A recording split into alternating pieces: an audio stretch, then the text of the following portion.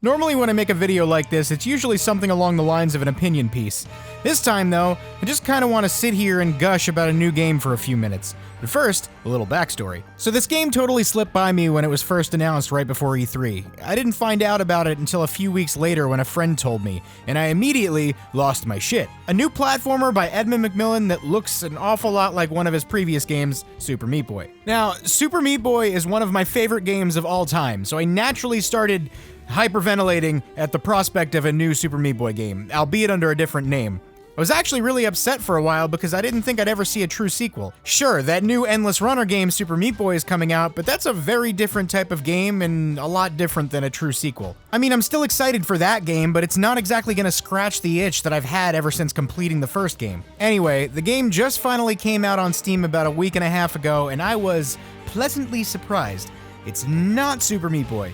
Not at all. I didn't get what I was expecting, but I ended up getting what I didn't know I wanted. On the surface, the art and stage assets look similar in style, but once you dig just a little deeper, The End is Nigh is a very different experience. It's like Super Meat Boy in the sense that it's a new platformer by one of the same developers, but it's got a very much brand new identity of its own. And I fucking love it! The main mechanics of Super Meat Boy were the game's speed coupled with the ability to wall jump. Because of this, most of Super Meat Boy's level design was based around these mechanics. The End is Nigh, however, forgoes speed and wall jumping for a new ledge grabbing mechanic and slightly slower speed. You also run at a fixed pace, whereas in Super Meat Boy, you had a run button.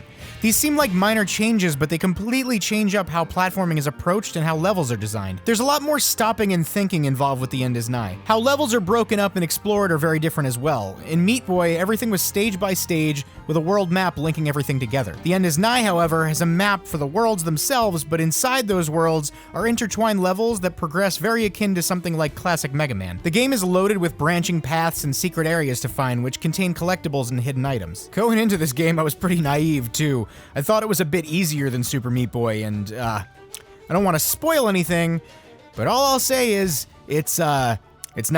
It's definitely fucking not. I fully completed Super Meat Boy. This game, I got my file up to 99%, and that's where it's staying. Probably the first time I've ever actually accepted defeat and realistically determined I am just not good enough to 100% it.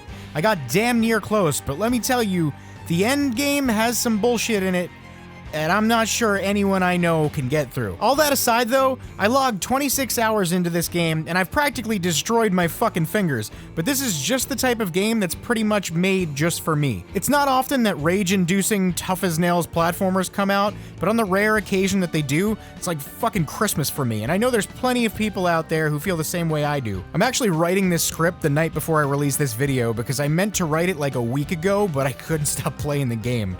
Although I'm glad I did because I definitely have much more insight on the game, especially its difficulty, after playing it for 26 hours, as opposed to the initial fucking 12 seconds I played before wanting to shout it from the rooftops. If you liked Super Meat Boy, I promise you'll love this game. You know, it's weird.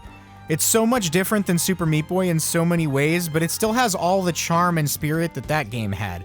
I'd argue even more so. I don't like making actual reviews, so this isn't about giving this game some kind of score, but every so often, I love a new game so much that I just need to tell the entire world about it. It's currently only out on Steam, but it is coming to Switch as well.